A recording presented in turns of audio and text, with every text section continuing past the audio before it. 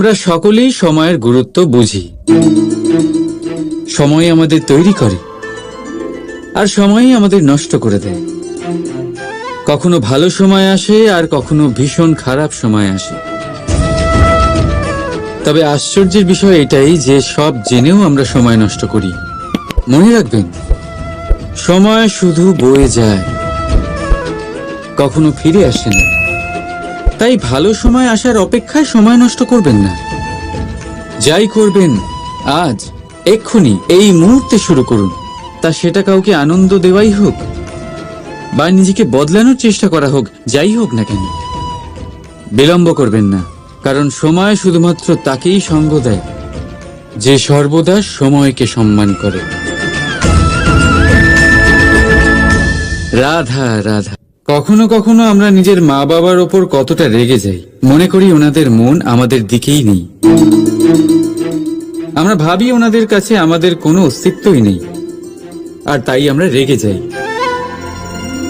কিন্তু আপনি কি কখনো এমন অনুভব করেছেন যে আমাদের চোখ দিয়ে আমরা আমাদের নাক কখনো দেখতেই পাই না? কারণ তা চোখের ভীষণই কাছে থাকে, দুই চোখের মাঝখানে। কিন্তু যখন কেউ মুখে আঘাত করে, হাত সর্বপ্রথম নাককেই সুরক্ষিত করার চেষ্টা করে। মাতা পিতাও অনেকটা এরকমই হয়। আপনার ভালোর জন্য, আপনার সুরক্ষার জন্য তারা সবসময় তৈরি। তাই তাদের প্রেমকে কখনো সন্দেহ করবেন না।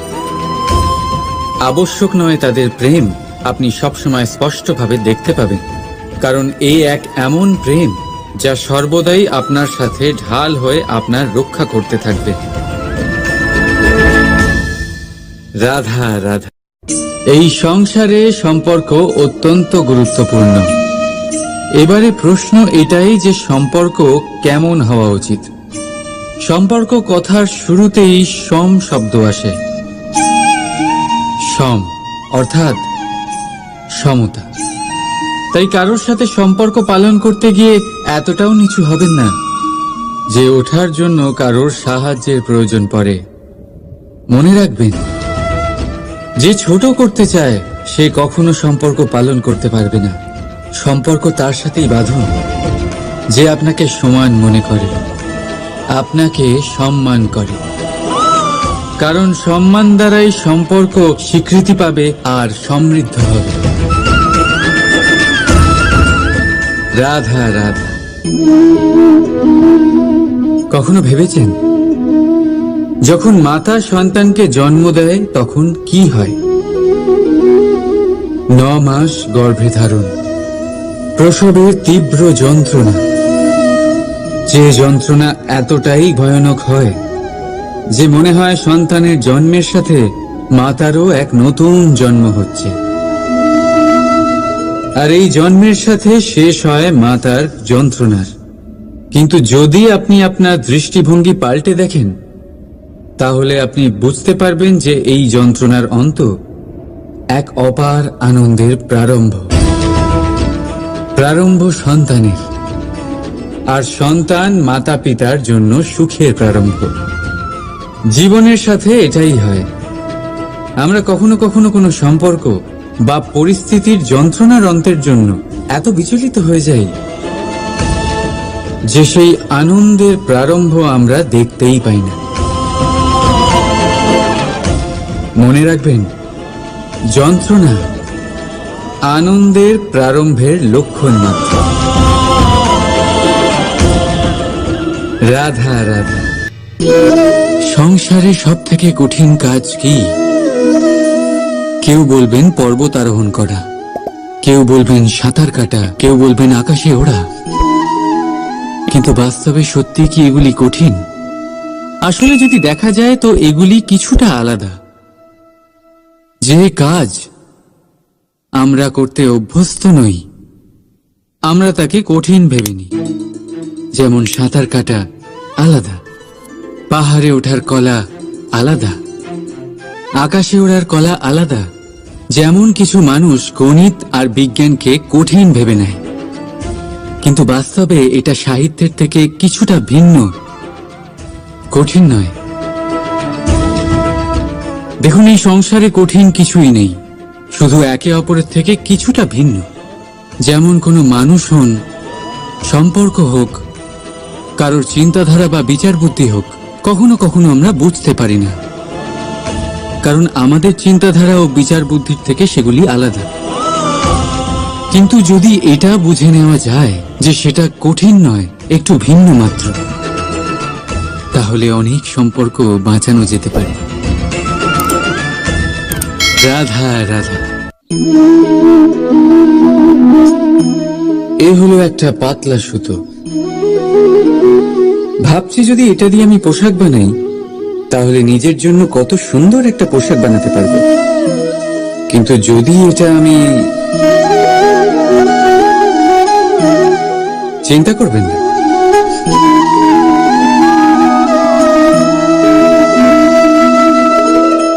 দেখুন এই সুতো জোড়া লেগে গেল। শুধু পার্থক্য হচ্ছে এটাই যে আগের মতো এটা আর সরল নেই, আর এটার দৈর্ঘ্য আগের থেকে কিছুটা কমে গেছে। এই সংসারে প্রেমের সাথেও ঠিক এটাই হতে পারে। প্রেমের এই সুতো যা দুই মানুষকে একসাথে বেঁধে রাখে, অহংকার আর স্বার্থের আঘাত সে সহ্য করতে পারে না, ছিঁড়ে যায়।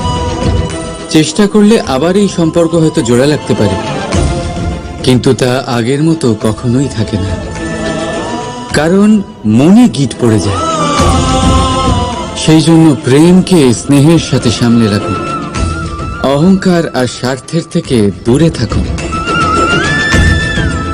রাধা রাধা। সময় বড়ই বিচিত্র অনুভব দেয়। যখন অপেক্ষা করছেন তখন অনেক লম্বা হয়ে যায়। প্রতিটা মুহূর্ত একটা গোটা দিনের মতো মনে হয়।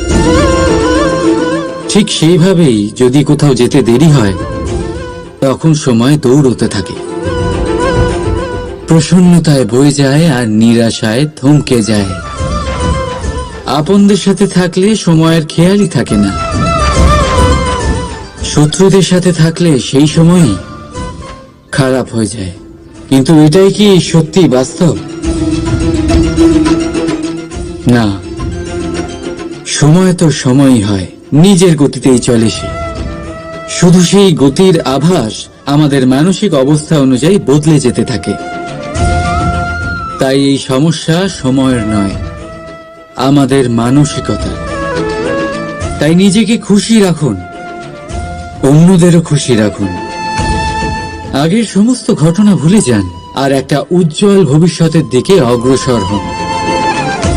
সময় সব সময় ভালোই লাগবে।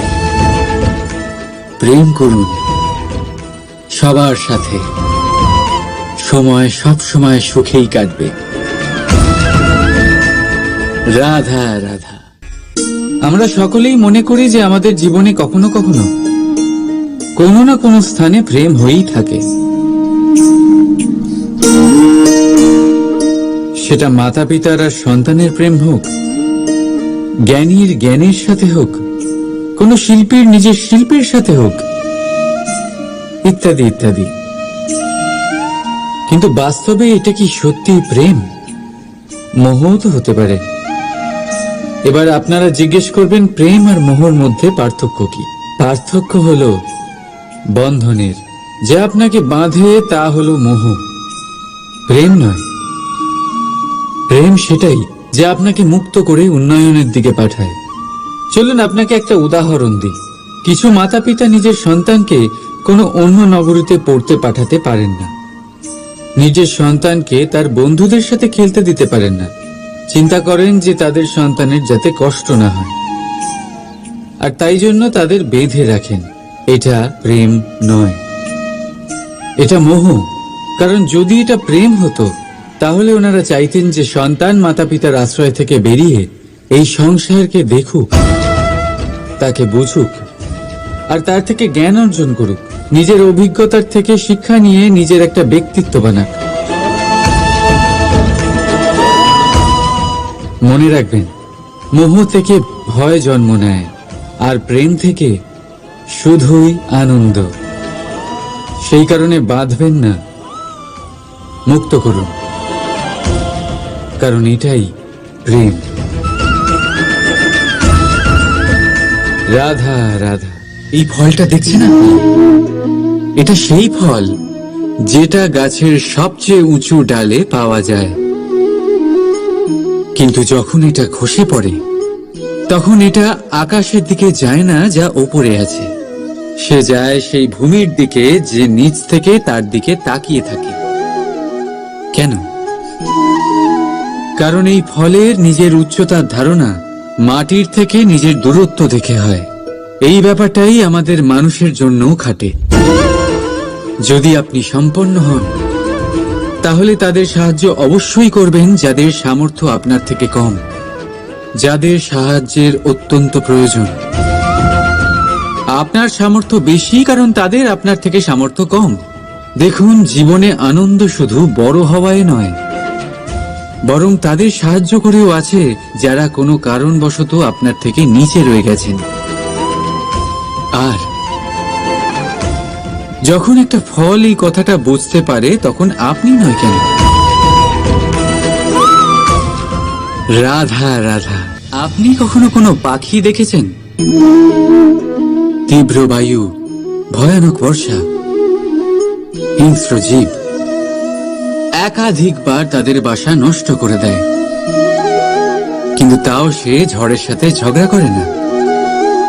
সে কখনো বর্ষাকে হিংসে করে না, আর না সে হিংস্র পশুদের ওপর প্রতিশোধ নেয়।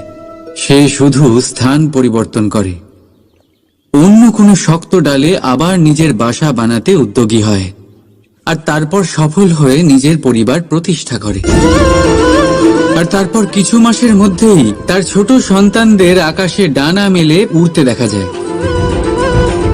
অন্যদিকে একটি সাপ প্রহারের প্রতিশোধ নেওয়ার উদ্দেশ্যে মানুষের বসতিতে প্রবেশ করে, আর শেষে সে নিজেই মারা যায়। এই শিক্ষাই আমাদের মানুষদের জন্য প্রযোজ্য। প্রতিশোধের আগুনে মানুষ স্বয়ং ভস্ম হয়ে যায়, উত্থান থেকে পতনের দিকে নিয়ে যায়। তাই যদি জীবনে উন্নতি করতে হয় তবে পরিবর্তনের চিন্তা নিয়ে কর্ম করুন, নয়তো প্রতিশোধ আপনাকে রসাতলে তলিয়ে দেবে। রাধা রাধা। অগ্নি জীবনে খুব মহত্বপূর্ণ হয়। এই অগ্নি উজ্জ্বলতা হয়ে আমাদের জীবিত রাখে। কিন্তু ভাবুন, যদি এই উজ্জ্বলতা ক্রোধের অগ্নি হয়ে দিকভ্রষ্ট হয় তাহলে কি হবে? একটা ছোট পাতা দিয়ে শুরু করে গোটা বনকে ছারখার করে দিতে পারে। ঠিক সেরকমই মানুষের ক্রোধের আগুনও অন্যদের তো ভস্ম করেই, কিন্তু তার পূর্বে স্বয়ং নিজেকেই ভস্ম করে দেয়। তাহলে কি করা যায়? কি করে নিয়ন্ত্রণ করা যায় তাকে? উত্তর হলো তাতে জল ঢেলে দিয়ে। জলের মতো বইতে দিনে কি? ঠিক সেইভাবে যেমন সূর্য নিজের অগ্নিকে তেজ বানিয়ে আপনার কাছে পৌঁছে দেয়। এটাই পার্থক্য সূর্যের অগ্নি আর ক্রোধের অগ্নির মধ্যে। সূর্যের অগ্নি বিচ্ছুরিত হয়ে প্রতিফলিত হয়ে আসে, আর সেই জন্যই তাকে তেজ বলা হয়। অন্যদিকে আমাদের ক্রোধের আগুনের কোনো সীমাই থাকে না। তাহলে নিজের অন্তরের শক্তিকে ক্রোধের আগুন বানিয়ে জ্বালাতে চান, নাকি উজ্জ্বলতা বানিয়ে বিস্তারিত করতে চান? সিদ্ধান্ত আপনার। রাধা রাধা। আমাদের সকলের জীবনে কখনো না কখনো পাথর দ্বারা আঘাত লাগেই, আর এই সংসারও আমাদের উপরে কখনো না কখনো পাথর বর্ষণ করে। কখনো আমাদের খারাপ ভেবে, আর কখনো আমাদের অসফল ভেবে, কখনো আমাদের বুদ্ধিহীন ভেবে। কারণ অনেক আছে, কিন্তু এই পাথর দ্বারা আমরা আঘাত পাবো কি পাবো না তা সম্পূর্ণ আমাদের হাতে। হয় আপনি এই পাথরের আঘাত পেয়ে চোখের জলে ডুবে থাকতে পারেন, আর নয়তো যদি আপনি চান তাহলে এই পাথর দিয়ে সেতু বানিয়ে সকল সমস্যার সাগর অতিক্রম করতে পারেন। সিদ্ধান্ত আপনার। এই পাথর, এ হলো প্রতীক আমাদের নিন্দার, আমাদের আলোচনার। যে এই আলোচনা নাকারাত্মকভাবে দেখবে সে শুধুমাত্র কষ্টই পাবে, আর যে এই আলোচনাকে নিজের বিকাশের আধার বানাবে সেই সাফল্যের চূড়ায় পৌঁছবে। তাই মনে রাখবেন, আলোচনা আপনার শত্রু নয়, আপনার সবচেয়ে বড় মিত্র। রাধা রাধা। কথায় আছে সবকিছু সীমা থাকে, মুশকিলের, কষ্টের, সংকটের, অন্ধকারের। যার কোনো সীমা নেই তা হলো কেবলমাত্র কঠোর পরিশ্রমের। আপনি নিশ্চয়ই দেখেছেন, রাত্রি যতই অন্ধকারময় হোক তারারা পরিশ্রম করে তার সাথে লড়তে থাকে, আর অবশেষে সকাল হয়েই যায়। ঝড়ে পাখিদের বাসা ছিন্ন বিচ্ছিন্ন হয়ে যায়, কিন্তু পাখিরা নিজের পরিশ্রম দ্বারা তা আবার বানিয়ে নেয়। কারণ যা সীমিত তাকে অসীমের কাছে হারতে হয়, আর পরিশ্রম অসীম। রাধা রাধা। বাবুল গাছ কত বিশালাকার হয়, পিপুল গাছও বিশালাকার হয়। কিন্তু আপনি কি কখনো ভেবে দেখেছেন যে কেন বাবুল গাছ কেটে তা ব্যবহার করা হয়, আর কেনই বা পিপুল গাছকে পুজো করা হয়? এই জন্যই, কারণ পিপুল গাছ তার নিচে বসে থাকা পথিককে ছায়া প্রদান করে, নিজের ডালে অসংখ্য পাখিদের আশ্রয় দিয়ে থাকে, কাউকে কাঁটা ফুটিয়ে দূরে সরায় না, বরং তাকে শীতল ছায়া দিয়ে তার ক্লান্তি দূর করে। এই সংসারে যদি আপনি সম্মান পেতে চান তবে পিপুল গাছের মতোই হতে হবে। কিছু দিতে শিখুন, আনন্দ, সুখ, শীতলতা দান করতে শিখুন, আর কাঁটার মতন কাউকে কখনো কষ্ট দেবেন না। সম্মান স্বয়ং হেঁটে আপনার কাছে আসবে। আর মন প্রসন্ন হয়ে বলবে রাধা রাধা। আপনি কি ওই মাকড়সার জাল দেখতে পাচ্ছেন? মাকড়সারা ভীষণ পরিশ্রম করে এটা তৈরি করে, নিজের শরীরের রস দিয়ে এই জাল বনে। আপনি কি এটার উদ্দেশ্য জানেন? আসলে মাকড়সা এই জালে ছোট কীটপতঙ্গ ধরে তাদেরকে খাদ্যরূপে গ্রহণ করে।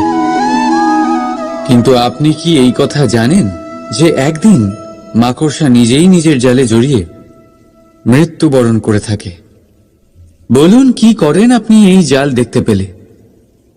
দেখতে পেলেই মুছে ফেলেন এর অস্তিত্ব, তাই না? তেমনি অন্যদিকে পাখির বাসা, পাখিরাও ভীষণ পরিশ্রম করে এটা তৈরি করে। কিন্তু যদি পাখি একদিন এটা ছেড়ে চলে যায় তাহলেও লোকে এটা নষ্ট করে দেয় না। কারণটা কি?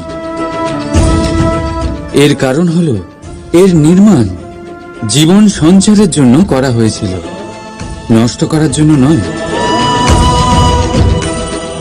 তাই মনে রাখবেন, জীবনে আপনার পরিশ্রম যতই বেশি হোক না কেন, যদি আপনার লক্ষ্য শুভ না হয় তাহলে আপনারও বিনাশ নিশ্চিত। তাই সৃজন করতেই থাকুন, আর মুগ্ধ হয়ে বলুন রাধা রাধা। বলুন, শ্রেষ্ঠ কে?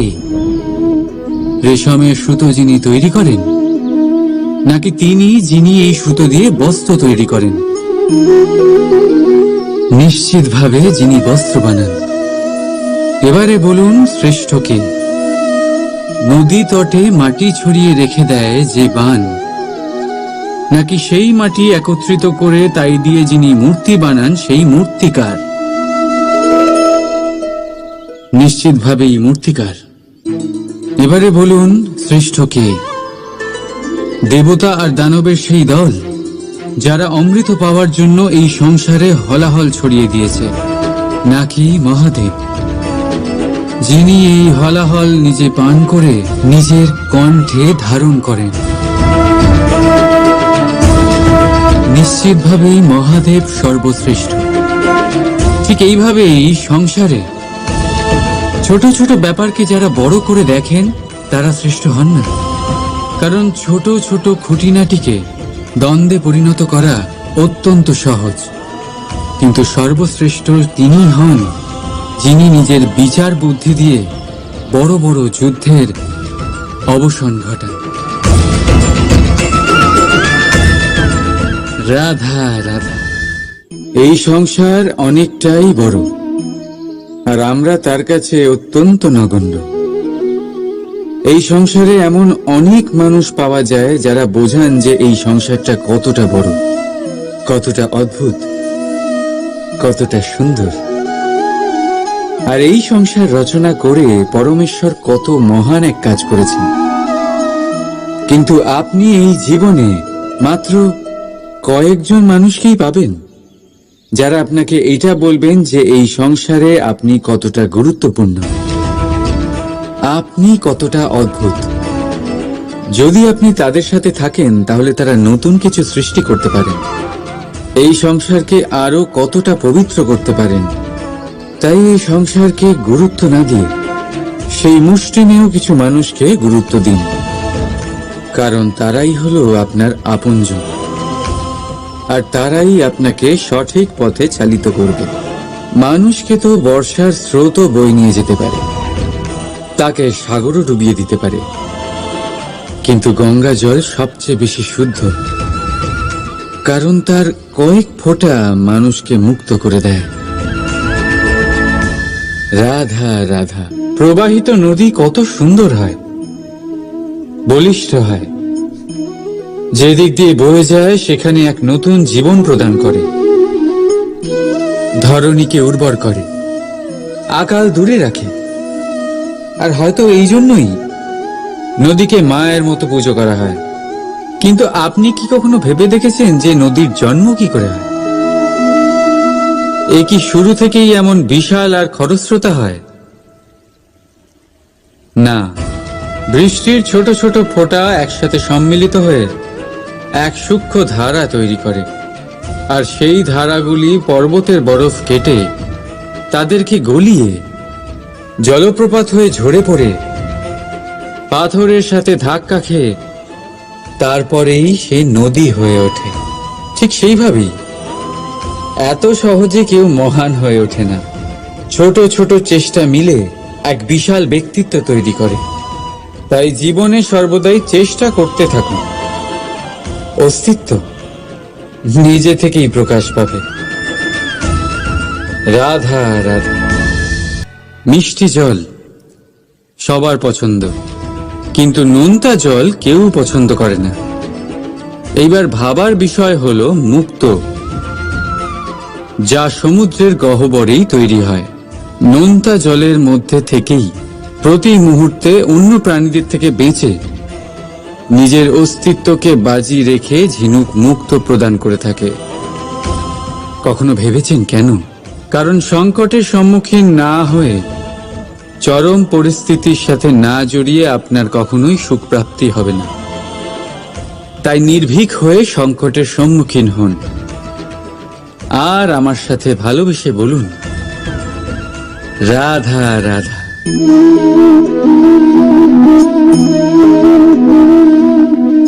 আপনার কি মনে হয় আমি কি করছি? আপনি বলবেন আমি প্রদীপ জ্বালাচ্ছি। সঠিক, কিন্তু প্রশ্ন হচ্ছে যে আমি কি আপনাকে বলেছি যে একে প্রদীপ বলা হয়? না। এই প্রদীপ কি নিজেই নিজের পরিচয় আপনাকে দিয়েছে? না। তাহলে আপনি কি করে জানলেন যে একে প্রদীপ বলা হয়? উত্তর হচ্ছে প্রকাশ, যে স্বয়ং জ্বলে অন্ধকারের মধ্যে সংসারকে পথ দেখায়, সেটাই প্রদীপ। যা নিরাশার মাঝে আশার আলো প্রদর্শন করে, সেটাই প্রদীপ। অপর দিকে আছে সাপ, যাকে না দেখেও তার ফনার আওয়াজ শুনেই লোকে ভয় পেয়ে যায়। তার মানে ব্যক্তির পরিচয় তার কর্মের দ্বারা পাওয়া যায়। তাই আপনার এটা বলার প্রয়োজন নেই যে আপনার পরিচয় কি। এটা আপনার কর্মই নিশ্চিত করবে যে লোকে আপনাকে প্রদীপ ভেবে ভালোবাসবে নাকি সাপ ভেবে ভীত হয়ে থাকবে। রাধা রাধা। আমরা সকলেই সময়ের গুরুত্ব বুঝি। সময় আমাদের তৈরি করে আর সময়ই আমাদের নষ্ট করে দেয়। কখনো ভালো সময় আসে আর কখনো ভীষণ খারাপ সময় আসে। তবে আশ্চর্যের বিষয় এটাই যে সব জেনেও আমরা সময় নষ্ট করি। মনে রাখবেন, সময় শুধু বয়ে যায়, কখনো ফিরে আসে না। তাই ভালো সময় আসার অপেক্ষায় সময় নষ্ট করবেন না। যাই করবেন আজ, এক্ষুনি, এই মুহূর্তে শুরু করুন। তা সেটা কাউকে আনন্দ দেওয়াই হোক বা নিজেকে বদলানোর চেষ্টা করা হোক, যাই হোক না কেন, বিলম্ব করবেন না। কারণ সময় শুধুমাত্র তাকেই সঙ্গ দেয় যে সর্বদা সময়কে সম্মান করে। রাধা রাধা। কখনো কখনো আমরা নিজের মা বাবার ওপর কতটা রেগে যাই, মনে করি ওনাদের মন আমাদের দিকেই নেই। আমরা ভাবি ওনাদের কাছে আমাদের কোনো অস্তিত্বই নেই, আর তাই আমরা রেগে যাই। কিন্তু আপনি কি কখনো এমন অনুভব করেছেন যে আমাদের চোখ দিয়ে আমরা আমাদের নাক কখনো দেখতেই পাই না? কারণ তা চোখের ভীষণই কাছে থাকে, দুই চোখের মাঝখানে। কিন্তু যখন কেউ মুখে আঘাত করে, হাত সর্বপ্রথম নাককেই সুরক্ষিত করার চেষ্টা করে। মাতা পিতাও অনেকটা এরকমই হয়। আপনার ভালোর জন্য, আপনার সুরক্ষার জন্য তারা সবসময় তৈরি। তাই তাদের প্রেমকে কখনো সন্দেহ করবেন না। আবশ্যক নয় তাদের প্রেম আপনি সবসময় স্পষ্টভাবে দেখতে পাবেন, কারণ এই এক এমন প্রেম যা সর্বদাই আপনার সাথে ঢাল হয়ে আপনার রক্ষা করতে থাকবে। রাধা রাধা। এই সংসারে সম্পর্ক অত্যন্ত গুরুত্বপূর্ণ। এবারে প্রশ্ন এটাই যে সম্পর্ক কেমন হওয়া উচিত। সম্পর্ক কথার শুরুতেই সম শব্দ আসে। সম অর্থাৎ সমতা। তাই কারোর সাথে সম্পর্ক পালন করতে গিয়ে এতটাও নিচু হবেন না যে ওঠার জন্য কারোর সাহায্যের প্রয়োজন পড়ে। মনে রাখবেন, যে ছোট করতে চায় সে কখনো সম্পর্ক পালন করতে পারবে না। সম্পর্ক তার সাথেই বাঁধুন যে আপনাকে সমান মনে করে, আপনাকে সম্মান করে। কারণ সম্মান দ্বারাই সম্পর্ক স্বীকৃতি পাবে আর সমৃদ্ধ হবে। রাধা রাধা। কখনো ভেবেছেন যখন মাতা সন্তানকে জন্ম দেয় তখন কি হয়? 9 মাস গর্ভে ধারণ, প্রসবের তীব্র যন্ত্রণা, যে যন্ত্রণা এতটাই ভয়ানক হয় যে মনে হয় সন্তানের জন্মের সাথে মাতারও এক নতুন জন্ম হচ্ছে। আর এই জন্মের সাথে শেষ হয় মাতার যন্ত্রণার। কিন্তু যদি আপনি আপনার দৃষ্টিভঙ্গি পাল্টে দেখেন, তাহলে আপনি বুঝতে পারবেন যে এই যন্ত্রণার অন্ত এক অপার আনন্দের প্রারম্ভ। প্রারম্ভ সন্তানের, আর সন্তান মাতা পিতার জন্য সুখের প্রারম্ভ। জীবনের সাথে এটাই হয়। আমরা কখনো কখনো কোনো সম্পর্ক বা পরিস্থিতির যন্ত্রণার অন্তের জন্য এত বিচলিত হয়ে যাই যে সেই আনন্দের প্রারম্ভ আমরা দেখতেই পাই না। মনে রাখবেন, যন্ত্রণা আনন্দের প্রারম্ভের লক্ষণ মাত্র। রাধা রাধা। সংসারে সব থেকে কঠিন কাজ কি? কেউ বলবেন পর্বত আরোহণ করা, কেউ বলবেন সাঁতার কাটা, কেউ বলবেন আকাশে ওড়া। কিন্তু বাস্তবে সত্যি কি এগুলি কঠিন? আসলে যদি দেখা যায় তো এগুলি কিছুটা আলাদা। যে কাজ আমরা করতে অভ্যস্ত নই, আমরা তাকে কঠিন ভেবে নিই। যেমন সাঁতার কাটা আলাদা, পাহাড়ে ওঠার কলা আলাদা, আকাশে ওড়ার কলা আলাদা। যেমন কিছু মানুষ গণিত আর বিজ্ঞানকে কঠিন ভেবে নেয়, কিন্তু বাস্তবে এটা সাহিত্যের থেকে কিছুটা ভিন্ন, কঠিন নয়। দেখুন, এই সংসারে কঠিন কিছুই নেই, শুধু একে অপরের থেকে কিছুটা ভিন্ন। যেমন কোনো মানুষ হন, সম্পর্ক হোক, কারোর চিন্তাধারা বা বিচার বুদ্ধি হোক, কখনো কখনো আমরা বুঝতে পারি না, কারণ আমাদের চিন্তাধারা ও বিচার বুদ্ধির থেকে সেগুলি আলাদা। কিন্তু যদি এটা বুঝে নেওয়া যায় যে সেটা কঠিন নয়, একটু ভিন্ন মাত্র, তাহলে অনেক সম্পর্ক বাঁচানো যেতে পারে। রাধা রাধা। এ হলো একটা পাতলা সুতো। ভাবছি যদি এটা দিয়ে আমি পোশাক বানাই, তাহলে নিজের জন্য কত সুন্দর একটা পোশাক বানাতে পারবো। কিন্তু যদি এটা আমি, চিন্তা করবেন না,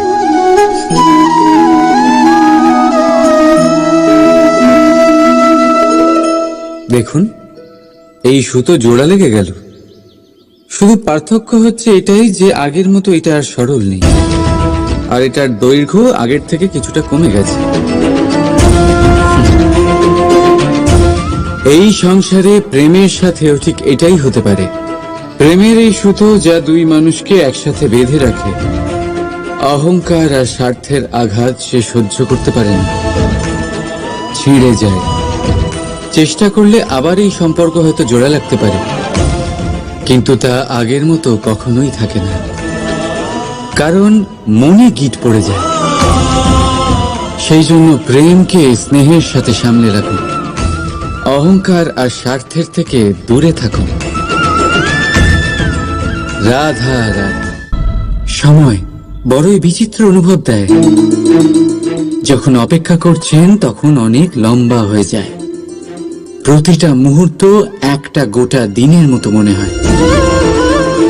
ঠিক সেইভাবেই যদি কোথাও যেতে দেরি হয়, তখন সময় দৌড়তে থাকে, প্রসন্নতায় বয়ে যায় আর নিরাশায় থমকে যায়। আপনদের সাথে থাকলে সময়ের খেয়ালই থাকে না, শত্রুদের সাথে থাকলে সেই সময়ই খারাপ হয়ে যায়। কিন্তু এটাই কি সত্যি বাস্তব? না, সময় তো সময়ই হয়, নিজের গতিতেই চলে সে। শুধু সেই গতির আভাস আমাদের মানসিক অবস্থা অনুযায়ী বদলে যেতে থাকে। তাই এই সমস্যা সময়ের নয়, আমাদের মানসিকতা। তাই নিজেকে খুশি রাখুন, অন্যদেরও খুশি রাখুন। আগের সমস্ত ঘটনা ভুলে যান আর একটা উজ্জ্বল ভবিষ্যতের দিকে অগ্রসর হন। সময় সব সময় ভালোই লাগবে। প্রেম করুন সবার সাথে, সময় সব সময় সুখেই কাটবে। রাধা রাধা। আমরা সকলেই মনে করি যে আমাদের জীবনে কখনো কখনো কোনো না কোনো স্থানে প্রেম হয়েই থাকে। সেটা মাতা পিতার আর সন্তানের প্রেম হোক, জ্ঞানীর জ্ঞানের সাথে হোক, কোনো শিল্পীর নিজের শিল্পের সাথে হোক, ইত্যাদি ইত্যাদি। কিন্তু বাস্তবে এটা কি সত্যি প্রেম? মোহও তো হতে পারে। এবার আপনারা জিজ্ঞেস করবেন, প্রেম আর মোহর মধ্যে পার্থক্য কি? পার্থক্য হলো বন্ধনের। যা আপনাকে বাঁধে তা হলো মোহ, প্রেম নয়। প্রেম সেটাই যা আপনাকে মুক্ত করে উন্নয়নের দিকে পাঠায়। চলুন আপনাকে একটা উদাহরণ দিই। কিছু মাতা পিতা নিজের সন্তানকে কোনো অন্য নগরীতে পড়তে পাঠাতে পারেন না, নিজের সন্তানকে তার বন্ধুদের সাথে খেলতে দিতে পারেন না। চিন্তা করেন যে তাদের সন্তানের যাতে কষ্ট না হয়, আর তাই জন্য তাদের বেঁধে রাখেন। এটা প্রেম নয়, এটা মোহ। কারণ যদি এটা প্রেম হতো, তাহলে ওনারা চাইতেন যে সন্তান মাতা পিতার আশ্রয় থেকে বেরিয়ে এই সংসারকে দেখুক, তাকে বুঝুক, আর তার থেকে জ্ঞান অর্জন করুক, নিজের অভিজ্ঞতার থেকে শিক্ষা নিয়ে নিজের একটা ব্যক্তিত্ব বানাক। মনে রাখবেন, মোহ থেকে ভয় জন্ম নেয়, আর প্রেম থেকে শুধুই আনন্দ। সেই কারণে বাঁধবেন না, মুক্ত করুন, কারণ এটাই প্রেম। রাধা রাধা। এই ফলটা দেখছেন আপনি? এটা সেই ফল যেটা গাছের সবচেয়ে উঁচু ডালে পাওয়া যায়, কিন্তু যখন এটা খসে পড়ে তখন এটা আকাশের দিকে যায় না যা ওপরে আছে, সে যায় সেই ভূমির দিকে যে নিচ থেকে তার দিকে তাকিয়ে থাকে। কেন? কারণ এই ফলের নিজের উচ্চতার ধারণা মাটির থেকে নিজের দূরত্ব দেখে হয়। এই ব্যাপারটাই আমাদের মানুষের জন্যও খাটে। যদি আপনি সম্পন্ন হন, তাহলে তাদের সাহায্য অবশ্যই করবেন যাদের সামর্থ্য আপনার থেকে কম, যাদের সাহায্যের অত্যন্ত প্রয়োজন। আপনার সামর্থ্য বেশি কারণ তাদের আপনার থেকে সামর্থ্য কম। দেখুন, জীবনে আনন্দ শুধু বড় হওয়ায় নয়, বরং তাদের সাহায্য করেও আছে যারা কোনো কারণবশত আপনার থেকে নিচে রয়ে গেছেন। আর যখন একটা ফল এই কথাটা বুঝতে পারে, তখন আপনি নয় কেন? রাধা রাধা। আপনি কখনো কোনো পাখি দেখেছেন?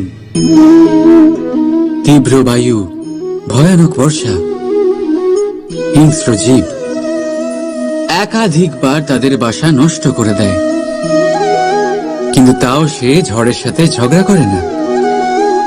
সে কখনো বর্ষাকে হিংসে করে না, আর না সে হিংস্র পশুদের উপর প্রতিশোধ নেয়। সে শুধু স্থান পরিবর্তন করে, অন্য কোনো শক্ত ডালে আবার নিজের বাসা বানাতে উদ্যোগী হয়, আর তারপর সফল হয়ে নিজের পরিবার প্রতিষ্ঠা করে। আর তারপর কিছু মাসের মধ্যেই তার ছোট সন্তানদের আকাশে ডানা মেলে উড়তে দেখা যায়। অন্যদিকে একটি সাপ প্রহারের প্রতিশোধ নেওয়ার উদ্দেশ্যে মানুষের বসতিতে প্রবেশ করে, আর শেষে সে নিজেই মারা যায়। এই শিক্ষাই আমাদের মানুষদের জন্য প্রযোজ্য। প্রতিশোধের আগুনে মানুষ স্বয়ং ভস্ম হয়ে যায়, উত্থান থেকে পতনের দিকে নিয়ে যায়। তাই যদি জীবনে উন্নতি করতে হয়, তবে পরিবর্তনের চিন্তা নিয়ে কর্ম করুন, নয়তো প্রতিশোধ আপনাকে রসাতলে তলিয়ে দেবে। রাধা রাধা। অগ্নি জীবনে খুব মহত্বপূর্ণ হয়। এই অগ্নি উজ্জ্বলতা হয়ে আমাদের জীবিত রাখে।